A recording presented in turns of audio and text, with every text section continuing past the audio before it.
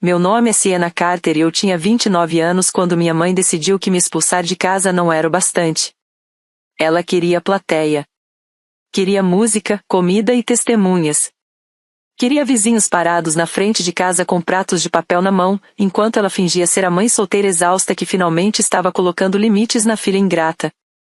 Quando eu entrei na garagem naquela tarde de sábado para pegar a última caixa das minhas coisas, a primeira coisa que vi foi uma faixa enorme de vinil pendurada acima da garagem. Adeus encostada, não volte. A fumaça da churrasqueira atravessava o jardim da frente. Música country tocava alto numa caixa de som barata perto do pátio. Alguém tinha pendurado bandeirinhas vermelhas e brancas na cerca, como se fosse uma festa de verão, e não uma humilhação pública. No começo, eu só fiquei sentada ali, com as duas mãos ainda no volante. Lembro do calor dentro do carro e da luz do sol batendo no para-brisa. Lembro de ouvir risadas antes mesmo de abrir a porta. Então meu tio Rob apareceu cambaleando no pátio, o rosto vermelho, uma garrafa de cerveja na mão. Já bêbado bastante para não se importar com o volume da voz. Ele olhou na direção do meu carro e gritou alto o suficiente para os vizinhos de duas casas dali ouvirem que agora minha mãe finalmente podia parar de sustentar uma mulher adulta que nunca tinha construído uma carreira de verdade. Alguém riu. Outra voz entrou na brincadeira e disse que eu deveria ter vergonha. Foi então que algo mole e gorduroso bateu na lateral do meu carro e escorreu pela porta. Meu irmão mais novo, Tate, estava dobrado de rir perto do cooler. Ele apontou para o cachorro-quente agora esmagado na lataria e gritou que aquele era meu último jantar grátis. Até as crianças da casa ao lado começaram a rir, porque criança aprende rápido que tipo de crueldade os adultos aprovam. Eu saí do carro e o som pareceu ficar mais duro. Pratos batendo. Uma cadeira de jardim arrastando no chão. Alguém murmurou, lá está ela. Minha mãe, Dana, virou da churrasqueira com uma pinça na mão e o sorriso que ela sempre usava quando achava que tinha controle total da situação. Ela estava bonita de um jeito frio e calculado. Short branco, brincos de argola dourados, cabelo perfeito. Os óculos escuros estavam no topo da cabeça como uma coroa. Ela abriu os braços como se estivesse recebendo uma convidada de honra, e não a filha que tinha acabado de virar entretenimento. Olha quem finalmente veio pegar suas tralhas, ela disse. Algumas pessoas riram mais alto. Era fácil demais para eles. Eu tinha passado anos deixando a vida deles mais fácil, mais silenciosa, mais estável. E tudo que precisou foi uma faixa e algumas piadas cruéis para decidirem que eu sempre tinha sido o problema da história. Mas era assim com famílias como a minha. Eles repetem uma mentira tantas vezes que, quando dizem em público, ela já não parece mentira para eles. Parece história. Eu não gritei de volta. Eu não chorei. Eu não perguntei para minha mãe que tipo de mulher comemora expulsar a própria filha de casa. Eu passei por todos eles e entrei na casa. A música lá fora ficou abafada através das paredes. A cozinha ainda tinha um leve cheiro do limpador de limão que eu tinha comprado no mês passado, porque minha mãe gostava do mais caro, mas dizia que estava sem dinheiro. Eu caminhei pelo corredor até a área de serviço, onde minha última caixa estava em cima do banco. Em cima dela tinha uma sacola plástica de mercado com um bilhete escrito em marcador preto grosso, kit de sobrevivência. Dentro da sacola tinha miojo, lenços de secadora, uma garrafa meio usada de detergente e uma lista impressa de apartamentos da região. Era tão infantil que eu quase ri. Mas o que mais me marcou naquele dia não foi só a crueldade. Foi o esforço. Eles tinham planejado cada detalhe. Tinham dedicado tempo para montar minha humilhação. Eu peguei a caixa, segurei contra o quadril e voltei pela cozinha até a porta da frente. Quando saí de novo, o grupo no quintal ficou naquele silêncio meio faminto que as pessoas fazem quando acham que o show de verdade está começando. Meu tio Rob levantou a cerveja e gritou que minha pobre mãe já tinha me sustentado tempo demais. Depois ele disse algo sobre meu pai falecido ter vergonha de mim se pudesse me ver agora. Aquilo foi a única coisa que realmente cortou, porque ele sabia exatamente onde enfiar a faca. Meu pai estava morto havia 8 anos. Rob sabia disso. Mesmo assim, ele sorriu enquanto dizia. Tate riu e pegou outro cachorro-quente da bandeja, como se estivesse pensando em jogar outro. Minha mãe não impediu nada. Ela só ficou ali com a pinça na mão, o queixo erguido, deixando acontecer. Porque em famílias tóxicas, liderança muitas vezes é só dar permissão para que todos sejam cruéis. Eu coloquei a caixa no porta-malas. Depois peguei o celular, me virei em direção à garagem e enquadrei a faixa e as pessoas embaixo dela.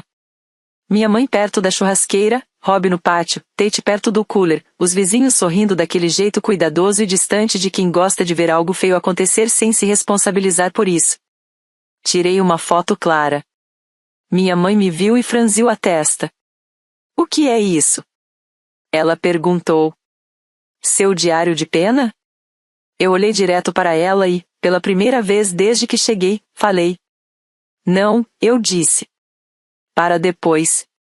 Entrei no carro, dei ré e saí da garagem sem dizer mais nada. Eles ainda estavam rindo quando virei a esquina. 2 semanas depois, meu celular começaria a receber mensagens dos 3 pedindo para eu ligar de volta.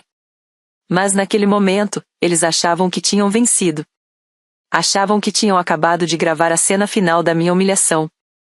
O que eles tinham feito de verdade foi registrar o exato segundo antes de a rede de segurança deles ir embora. A versão que minha família contou depois para todo mundo era limpa e simples, como essas histórias de humilhação costumam ser. Eu tinha quase 30 anos, não era casada, estava morando de novo na casa da minha mãe e trabalhava pelo laptop em um emprego que nenhum deles respeitava porque nenhum deles realmente entendia. Na versão deles, eu tinha voltado para a casa da minha mãe depois de não dar certo na vida. Fiquei tempo demais. Contribuí de menos. Eu ficava ali, debaixo do teto de uma mulher bondosa o bastante para me manter de pé, mesmo eu não tendo merecido.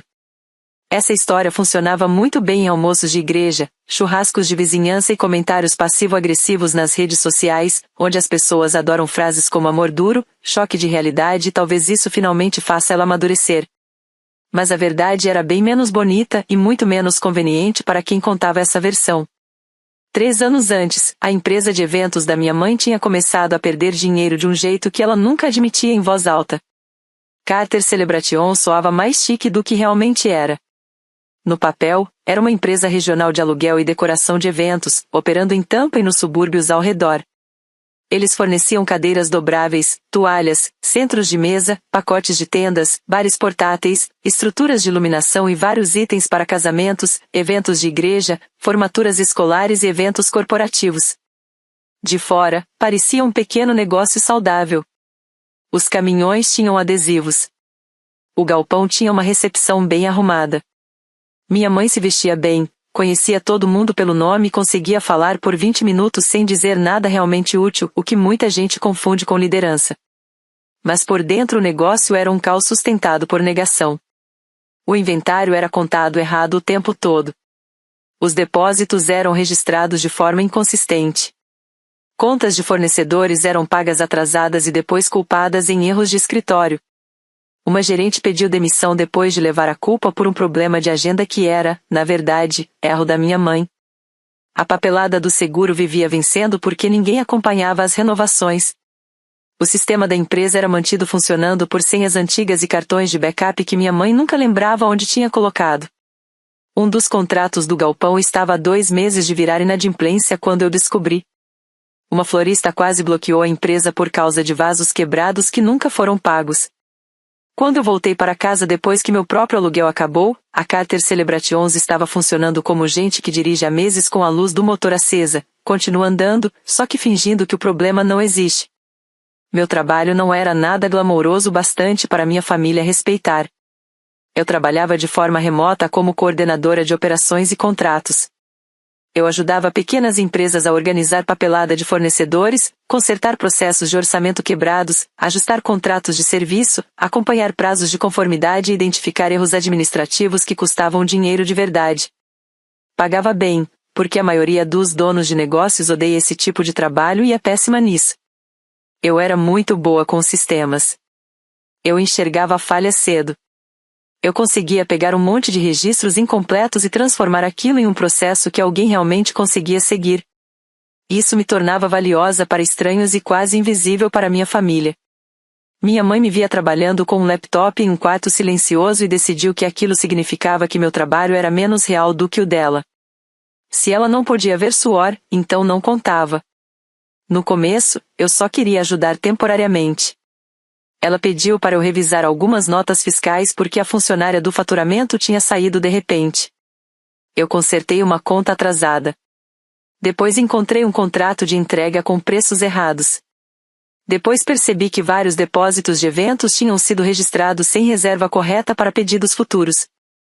Depois vi que um dos caminhões estava rodando com um seguro quase vencido. Cada vez que eu resolvia uma coisa, duas outras apareciam atrás. Minha mãe odiava admitir que precisava de ajuda. Então ela criou outro hábito, diminuir o que eu fazia até parecer só digitar. Se um cliente ligava desesperado porque a lista de montagem do casamento estava errada e eu corrigia antes de cancelarem, depois ela dizia que eu só respondo e-mails. Se eu montava uma planilha mostrando quais pacotes davam lucro de verdade, ela dizia, ela gosta de organizar coisas e só. Se eu pagava um fornecedor com pressa para evitar que uma montagem de cesta desmoronasse, ela dava de ombros e dizia, família ajuda família. Essa frase aparecia o tempo todo. Família ajuda família. Era bonito, desde que ninguém perguntasse porque isso só parecia valer quando era meu tempo, meu dinheiro ou minha estabilidade que estavam sendo usados. Eu paguei mais do que eles sabiam. E não falava disso porque, no começo, eu achava que estava só sendo prática. Eu paguei renovações de software quando os cartões eram recusados. Paguei uma conta de luz do galpão uma vez para evitar o corte, porque minha mãe disse que ia resolver e esqueceu. Antecipei custos de toalhas e materiais depois de um evento devolver tudo manchado. Paguei combustível quando um dos caminhões precisava sair de madrugada e o cartão da empresa não funcionava. Paguei envio de decoração de reposição porque minha mãe esqueceu de confirmar um pedido. Enviei dinheiro para o Tate 2 vezes porque minha mãe dizia que o negócio estava estranho e não podia ajudar naquela semana. Ele nunca me devolveu. Nenhum deles devolveu. Meu irmão aprendeu cedo que eu era a pessoa mais fácil de pedir dinheiro porque eu sempre arranjava desculpa para todo mundo. Meu tio Rob aparecia e sumia do negócio fazendo entregas mal feitas e promessas que não cumpria. Minha avó Elise transformava cada crítica em preocupação. A Dana só está tentando ensinar responsabilidade. O Tate é jovem. O Rob tem boa intenção quando está sóbrio. Eu sempre era a pessoa que tinha que traduzir o comportamento deles em algo mais suave. Esse é um dos trabalhos secretos que famílias tóxicas distribuem. Alguém precisa impedir que a história soe tão feia quanto realmente é. E, na maioria das vezes, esse papel cai justamente em quem eles também mais ressentem. Quanto mais eu ajudava, menos visível meu esforço ficava. Minha mãe passava pela cozinha e fazia comentários tipo, que bom trabalhar de pijama, né? Uma hora depois, ela me chamava para reescrever um e-mail irritado para um gerente de local, porque ela não queria parecer pouco profissional. Ela brincava dizendo que eu brincava de escritório no computador, e depois me ligava às 11 da noite porque a equipe do galpão tinha carregado toalhas da cor errada e uma organizadora de casamento estava ameaçando cancelar tudo. A verdade que minha família nunca contou para ninguém era simples. Se eu não tivesse estado ali, a empresa tinha quebrado anos antes. Eles ainda não sabiam o número exato. Nem eu sabia totalmente. Mas eu sabia o suficiente para entender que eu não estava vivendo às custas deles. Em muitos sentidos, eram eles que estavam vivendo às minhas custas. O que mudou tudo não foi mais um insulto, nem mais um pedido de dinheiro, nem mais uma noite resolvendo o caos dos outros. Foi o momento em que eu percebi que minha mãe já não me via como um suporte escondido que ela ressentia precisar. Ela realmente acreditava na própria versão da realidade. Ela acreditava que o teto sobre minha cabeça apagava cada dólar que eu tinha colocado naquela casa e naquele negócio.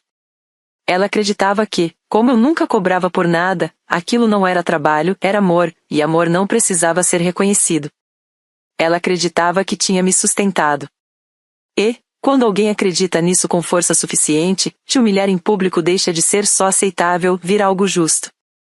Foi naquela semana que eu parei de tentar ser compreendida e comecei a construir um registro. Pessoas como minha mãe são muito boas em vencer discussões em privado. Elas interrompem, desviam o assunto, acusam, choram se precisar. E, quando a conversa acaba, você já está cansado demais para explicar sua própria realidade com clareza. Eu sabia que, se eu a confrontasse sem preparo, ela transformaria tudo numa performance sobre minha ingratidão.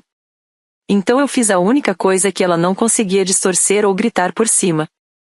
Eu comecei a documentar. Minha vingança não começou com gritos.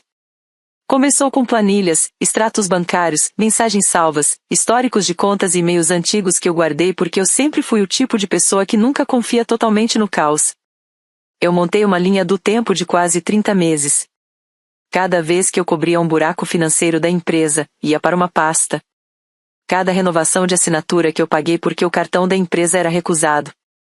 Cada reposição urgente de estoque danificado. Cada taxa de software. Cada abastecimento de combustível. Cada conta de luz ou água salva de ser cortada. Cada adiantamento para fornecedores. Cada ligação da minha mãe pedindo para eu resolver uma coisinha que nunca era só uma coisinha. Cada mensagem do Rob pedindo dinheiro para gasolina porque ele tinha estourado a conta de novo e tinha entrega cedo. Cada mensagem do Tate dizendo que estava apertado naquele mês e que a mãe disse que o caixa estava estranho.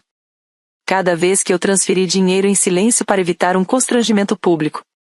Depois eu comecei a registrar o trabalho não pago, o que era mais difícil, mas ainda possível. Horas reescrevendo contratos. Horas arrumando comunicação com clientes. Horas.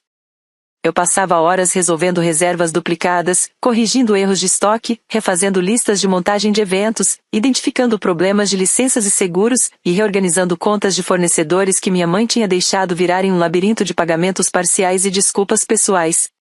Eu não exagerava. Isso era importante para mim. Eu queria números conservadores, porque eu sabia que gente como minha mãe sempre se agarra no menor detalhe errado para descreditar toda a verdade. Se era para contar, eu ia contar com cuidado. Quando vi o total na tela, fiquei olhando sem me mexer por um minuto inteiro. Só de suporte para o negócio, já tinha passado de $94 mil. Ajuda direta para a família empurrava isso para mais de 107 mil. E mesmo assim ainda estava incompleto, porque trabalho não pago sempre é subestimado quando quem faz é a filha, e não uma consultora. Eu imprimi algumas páginas só para sentir que aquilo era real. Depois sentei e olhei ao redor do meu quarto. A ironia bateu tão forte que eu quase ri. A mulher que minha família chamava de encostada tinha, em silêncio, sido a estrutura operacional não paga da casa e do negócio que eles zombavam dela por não ajudar. Nessa mesma época, uma das minhas clientes fixas na Carolina do Norte me ofereceu um contrato mais longo. Não era exatamente um cargo fixo, mas era estável o suficiente para me permitir sair dali. Melhores valores. Mais responsabilidades. Mais indicações. O suficiente para alugar meu próprio lugar e parar de organizar minha vida em torno de pessoas que só me valorizavam quando eu era útil e silenciosa. Eu assinei o contrato antes de contar para qualquer pessoa. Encontrei um apartamento de um quarto perto de Charlotte. Nada luxuoso. Condomínio simples, limpo. Estacionamento bom. Máquina de lavar e secar dentro do apartamento. Uma varanda com espaço para uma cadeira e uma planta. O tipo de lugar que você escolhe não porque impressiona alguém, mas porque seu corpo reconhece o silêncio quando encontra. Deixei o depósito pago e aluguei um pequeno depósito de guarda-volumes perto da estrada. Depois comecei a levar minhas coisas aos poucos, em partes tão pequenas que ninguém percebia. Casacos de inverno. Utensílios de cozinha que eu mesma tinha comprado. Meu monitor de trabalho. Documentos pessoais. Joias que minha avó já tinha insinuado que deveriam ir para alguém mais estável. Quando minha mãe me encurralou na cozinha com o anúncio oficial dela, quase tudo que realmente importava para mim já tinha saído. Ela escolheu uma manhã de quarta-feira, o que combinava muito com ela. Crueldade durante a semana sempre parece mais responsável. Eu estava revisando um material de cliente quando ela entrou com um café numa mão e aquela expressão calma e controlada que as pessoas usam quando querem crédito por um comportamento que seria monstruoso se fosse descrito de forma honesta. Ela disse que tinha pensado bastante e decidido que o mais saudável para nós duas era eu sair até sábado. Falou sobre limites. Falou sobre crescimento pessoal. Falou sobre como nenhum homem respeitável queria uma mulher que ainda dependia da mãe aos 29 anos. E disse que me amava demais para continuar me incentivando a não crescer. Aquela frase quase me fez admirar ela. Era preciso talento de verdade para transformar vaidade em sacrifício. Eu deixei ela terminar. Depois fiz só uma pergunta. Você quer que eu vá embora ou quer que isso vire um espetáculo quando eu sair? O meio sorriso no canto da boca dela respondeu tudo. Talvez os dois, ela disse. Foi nesse momento que o último resto de culpa dentro de mim desapareceu. Ela não queria solução. Ela queria cena. Queria o prazer de me transformar numa história de aviso para os outros, com gente ao redor concordando e elogiando a coragem dela. Então eu só assenti, como uma mulher envergonhada demais para discutir, e disse que tudo bem. Na sexta noite, eu terminei o trabalho silencioso. Tirei meu cartão de todos os métodos de cobrança alternativos que eu tinha ligado discretamente aos sistemas da empresa. Desconectei meu login da plataforma de agendamento. Encaminhei 2 e-mails de fornecedores sem suavizar o jeito grosseiro da minha mãe nem corrigir a gramática dela. Enviei para uma organizadora de eventos um arquivo incompleto que minha mãe tinha deixado em rascunho, em vez da versão final polida que eu normalmente montaria. Eu não sabotei nada. Eu só parei de impedir as consequências. Essa diferença importava. Gente como minha família adora chamar responsabilidade de vingança quando ela aparece na forma de ausência de trabalho não pago. No sábado, eu voltei para pegar a última caixa. Principalmente porque eu não queria deixar nada meu naquela casa. Eu não sabia que ela tinha planejado o churrasco. Não sabia que teria faixa, pratos de papel, crianças rindo ou um cachorro-quente batendo no meu carro.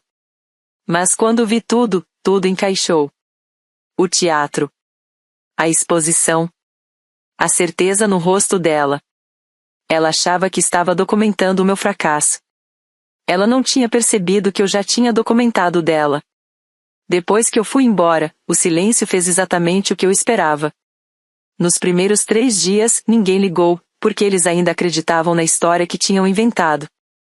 Achavam que eu estaria com vergonha, talvez chorando em algum estacionamento, e depois voltaria rastejando pedindo perdão ou ajuda. É assim que a sensação de direito funciona. Ela interpreta silêncio como rendição, até que a própria estrutura começa a falhar. Na segunda-feira à tarde, um dos locais avisou que o seguro no sistema tinha expirado e suspendeu as próximas entregas até correção. Eu sabia porque minha mãe tinha deixado todas aquelas notificações passarem pelo mesmo e-mail que depois esqueceu que eu administrava. Eu deixei o aviso lá.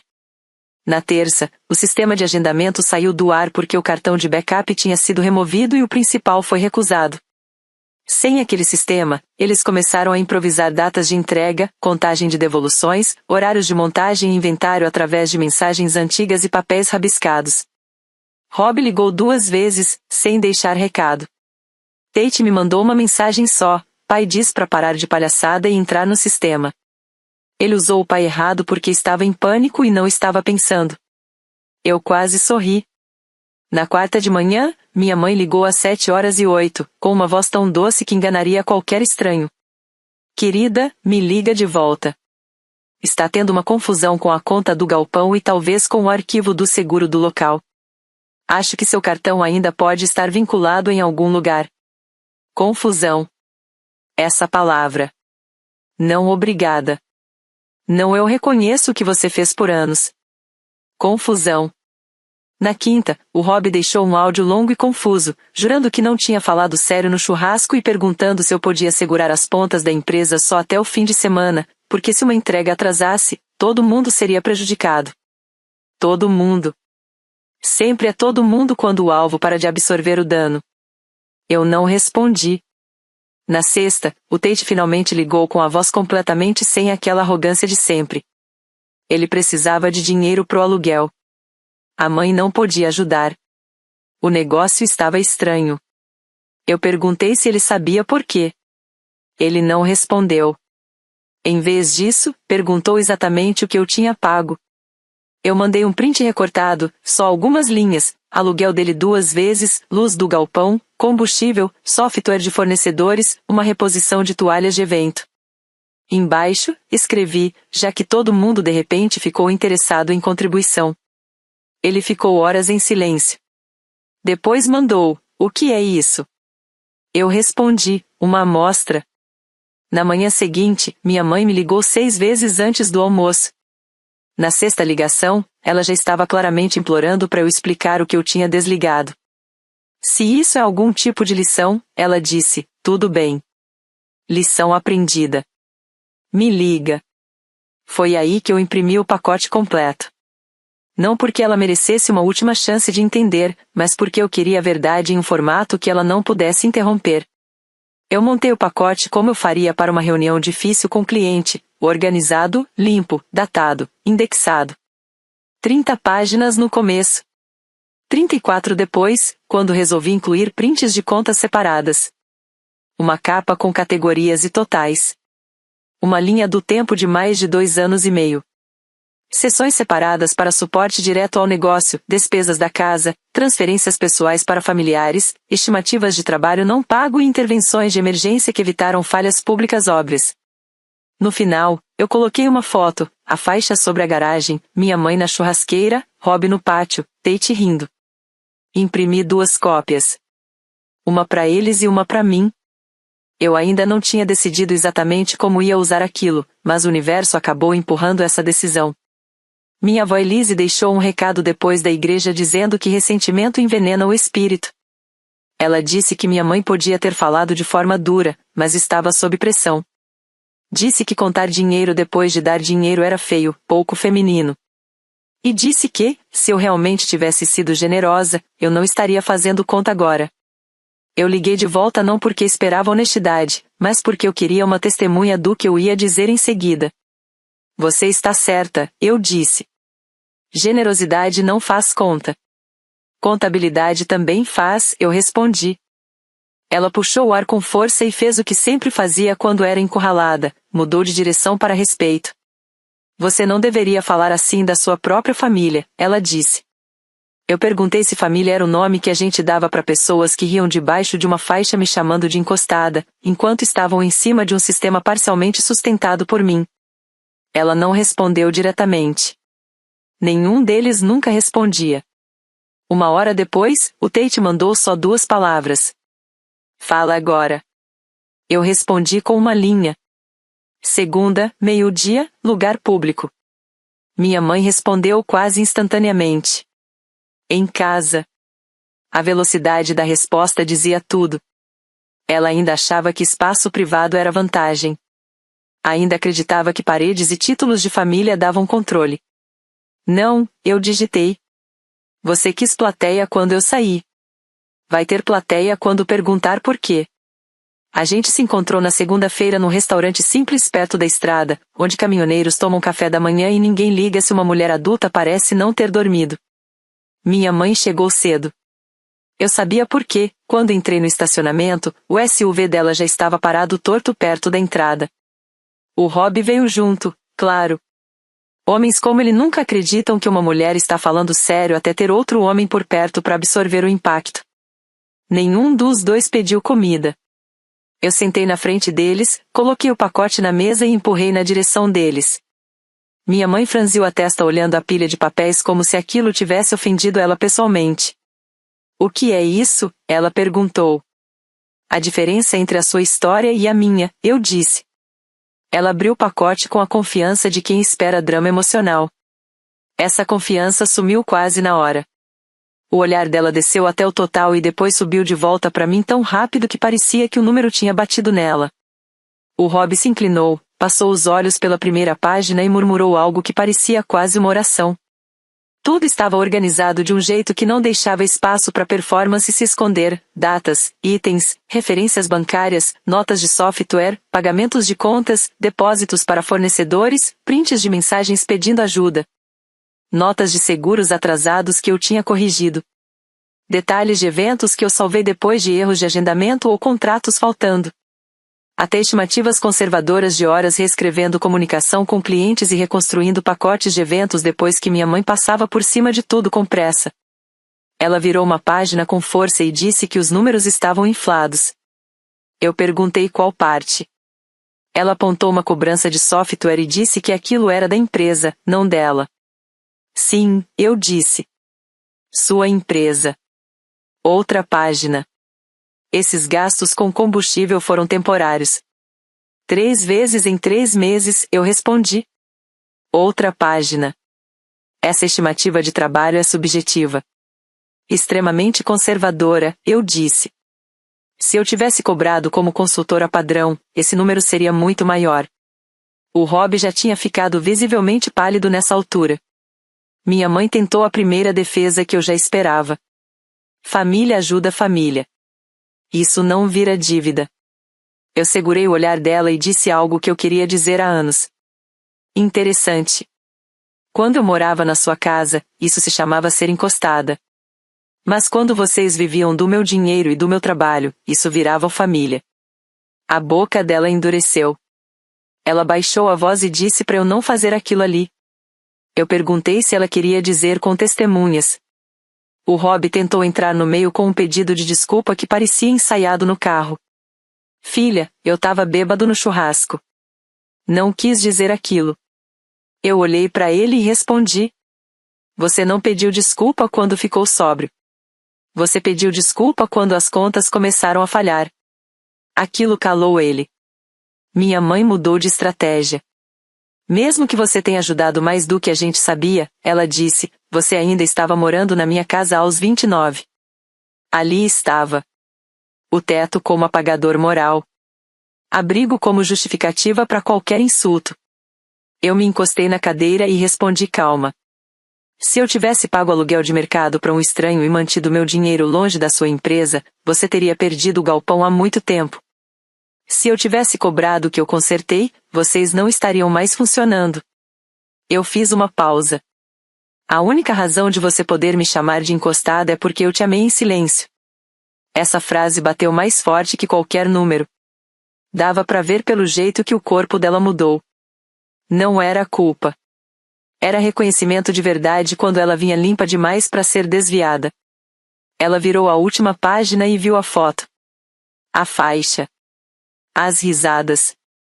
A dela, principalmente. A postura dela mudou na hora. Não era arrependimento. Era cálculo. Você fez isso para ter vantagem? Ela perguntou. Não, eu disse. Eu fiz isso porque eu sabia que você ia mentir sobre o quão grave foi. O Rob passou as duas mãos no rosto. Então, o que agora? Ele perguntou. O que você quer? Essa era a pergunta que eles continuavam fazendo, porque nunca passou pela cabeça deles que talvez eu não quisesse mais nada deles. Nada, eu disse. É isso que vocês ainda não entenderam. Eu não estou aqui para negociar. Eu estou aqui para garantir que vocês não possam fingir depois que não sabiam o que eu carregava. Minha mãe me encarou por alguns segundos. Depois fez a pergunta real. Quanto disso a gente consegue reativar? Não era você está bem? Não era a gente errou. Não era como fizemos isso com você? Era a operação. Ela queria saber o que ainda dava para salvar e com que rapidez. Eu respondi com honestidade, porque honestidade tinha virado uma forma de liberdade. O galpão pode continuar se vocês pagarem hoje. O seguro dos caminhões vai ficar mais caro agora porque já houve o atraso e gerou multa. A conta do local talvez reabra se eles ainda confiarem em vocês. Eu pausei. Mas pelo menos 2 organizadores já estão reconsiderando, porque não tinha ninguém para reescrever seus e-mails de forma profissional. Ela pareceu ferida com isso, de um jeito que não tinha parecido com o dinheiro. Minha mãe sempre se importava mais com a imagem. Ela me acusou de estar gostando da situação. Eu respondi que teria gostado era de ser respeitada antes de chegar naquele ponto. Depois disso, ela tentou o lado suave. Disse que a vida tinha sido difícil desde a morte do meu pai. Disse que tinha carregado coisas demais e cometido erros. Disse que não precisávamos estar sentadas num restaurante como inimigas. Uma versão minha de 2 anos atrás talvez tivesse amolecido. A versão atual tinha provas. Estamos aqui como inimigas, eu disse, porque você fez festa quando achou que não precisava mais de mim. A suavidade sumiu do rosto dela. Ela perguntou se eu queria um pedido de desculpa. Eu disse que não. Distância. Isso a ofendeu mais do que qualquer pedido de reembolso teria ofendido. Então ela fez o que pais controladores fazem quando pedem o controle direto, ampliou o círculo de culpa. Trouxe o Tate, a avó, o Rob, os funcionários, a família, o negócio. A ideia era simples, tudo isso deveria voltar para mim como obrigação. Em vez disso, eu tirei outro envelope da bolsa e coloquei ao lado do pacote. Dentro tinha nomes e números, 2 contadores, um advogado de pequenas empresas, um serviço de contabilidade, um corretor de seguros e um programa de ajuda para contas de serviços básicos. Ela franziu a testa e perguntou o que era. Recursos, eu disse. É só isso que eu estou oferecendo. Eu me levantei. Minha mãe fez uma última tentativa de recuperar controle. Se você sair agora, ela disse, não espere voltar quando as coisas melhorarem. Peguei minhas chaves, olhei para ela e respondi com a voz mais calma que eu já tinha usado com ela. O único motivo de as coisas terem melhorado naquela família foi porque eu estava atrás de vocês segurando tudo. Depois eu fui embora. Eu achei que aquela reunião seria o fim. Mas foi só o começo do colapso aparecendo em público. Quando você para de ser a estrutura escondida de uma família tóxica, o colapso raramente vem de uma vez. Ele vem em etapas, primeiro a confusão, depois a culpa jogada em você, depois a tentativa desesperada de negociação, depois a reescrita da história. Minha mãe passou por todas essas fases em um mês. No começo, ela ainda tentava usar linguagem de negócio, porque isso a protegia da verdade emocional. Uma semana depois do restaurante, ela me mandou um e-mail com o assunto. Proposta de suporte de transição. Dentro, oferecia um contrato de 90 dias como prestadora de serviço para estabilizar as operações enquanto a empresa se reorganizava. A remuneração poderia ser discutida depois, quando o fluxo de caixa melhorasse. No final, ela escreveu que isso também seria uma chance de reconstruir a confiança. Eu ri alto na minha cozinha quando li. Reconstruir confiança. Como se eu tivesse sido quem pendurou uma faixa na garagem. Como se pagar um dia por um trabalho que eu já tinha feito de graça fosse um gesto de paz e não mais uma tentativa de controle. Eu respondi em 4 frases curtas. Eu não vou voltar. Não vou mais fazer trabalho não pago ou adiantado. Não me procure para nada de negócios. Qualquer contato futuro precisa ser respeitoso e pessoal apenas. A resposta dela chegou 12 minutos depois. Então você vai só assistir sua mãe perder tudo. Eu fiquei olhando para a tela por um tempo, porque aquela frase tinha exatamente o tipo de gancho que ela sempre soube usar em mim. Pessoas como eu são treinadas desde cedo a acreditar que o colapso dos pais é uma emergência moral nossa. Que se eles afundam, nós somos egoístas por não virar boia. Por alguns minutos, o reflexo antigo apareceu. Explicar. Acalmar. Oferecer mais uma solução prática. Então eu lembrei da faixa. Do cachorro-quente escorrendo na porta do meu carro. Do Rob usando a memória do meu pai morto como piada. Do Tate rindo. Da minha mãe olhando tudo como se fosse entretenimento. Eu respondi uma última vez. Você não está perdendo tudo porque eu fui embora. Você está perdendo tudo porque construiu uma vida que só funcionava enquanto alguém que você humilhava continuava carregando ela. Ela nunca respondeu diretamente. Mas as consequências continuaram vindo pelos outros. Minha avó me enviou pelo correio uma travessa antiga que eu tinha deixado na casa anos antes. Sem bilhete. Sem desculpa. Só a travessa embrulhada em jornal, como se devolver um objeto emprestado restaurasse alguma ordem moral. Eu ri tanto quando abri a caixa que tive que sentar no chão. 2 dias depois, o Tate apareceu no meu apartamento na Carolina do Norte sem avisar. Ele parecia exausto e menor, sem aquela confiança exagerada que ele usava como armadura. Nos primeiros 10 minutos, ele falou em círculos. A mãe tá sob muita pressão, o Rob tá estragando tudo, a avó tá dizendo que a casa tá amaldiçoada. Eu deixei ele falar até acabar as desculpas. Aí ele finalmente me olhou e disse a frase que importava. Eu fui horrível com você. Sem drama.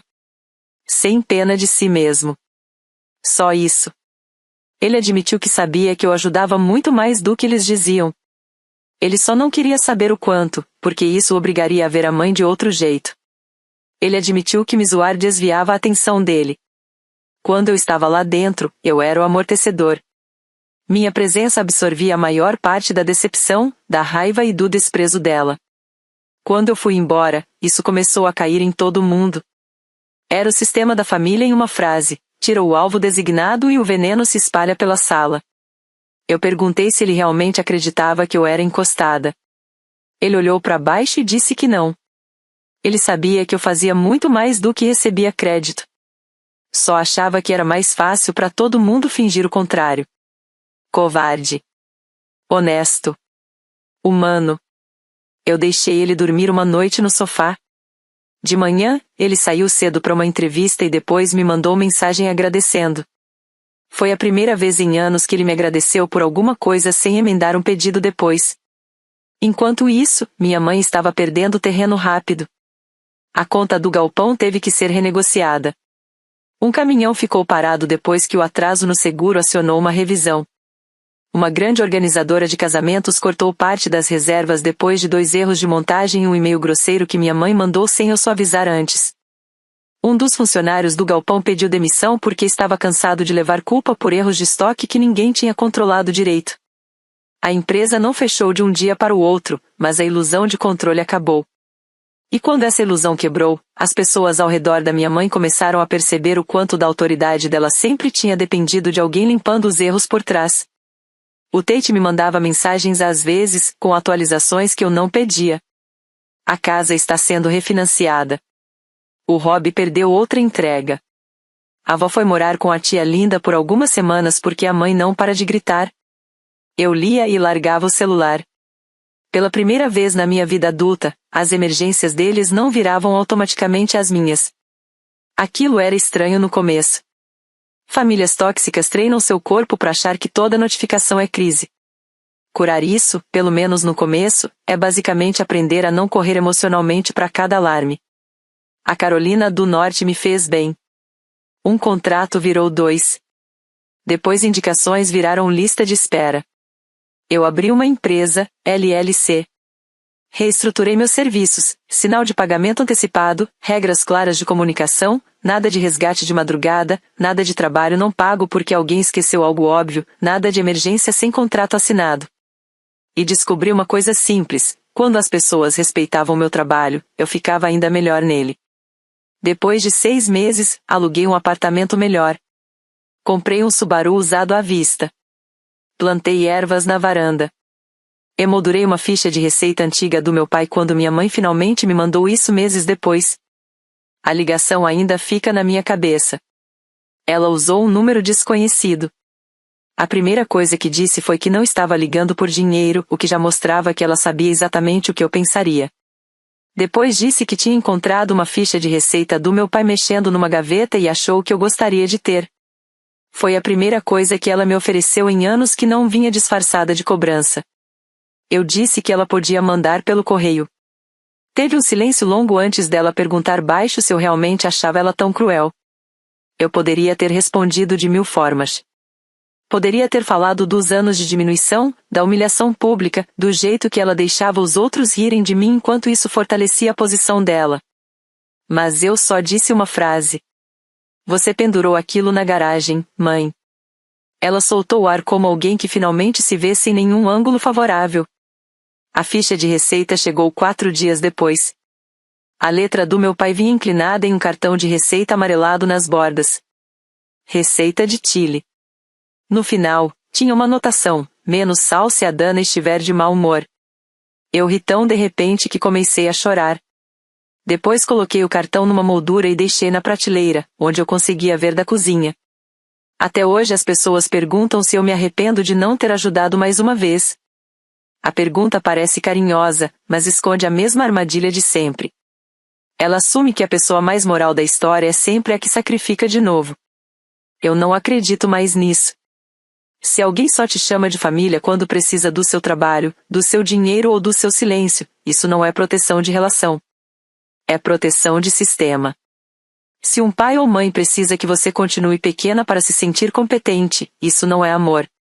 Se um quintal inteiro consegue rir enquanto você é humilhada e depois entra em pânico no momento em que seu apoio desaparece, o pânico fala a verdade mais claramente do que qualquer pedido de desculpa. Eu nunca fui a encostada. Eu era gerente de operações não paga, a folha de pagamento invisível, a solução da madrugada, o motivo silencioso de as luzes continuarem acesas. O maior erro da minha mãe não foi fazer aquele churrasco. Foi acreditar que a filha que ela humilhou ainda voltaria quando as contas chegassem e a imagem começasse a quebrar. O Rob me mandou uma última mensagem na virada do ano. Você estava certa. Sem pontuação. Sem desculpa. Só isso. Eu não respondi. Eu e o Tate falamos hoje em dia, com cuidado. Não como irmãos de filme que se abraçam depois de anos de trauma e ficam curados instantaneamente.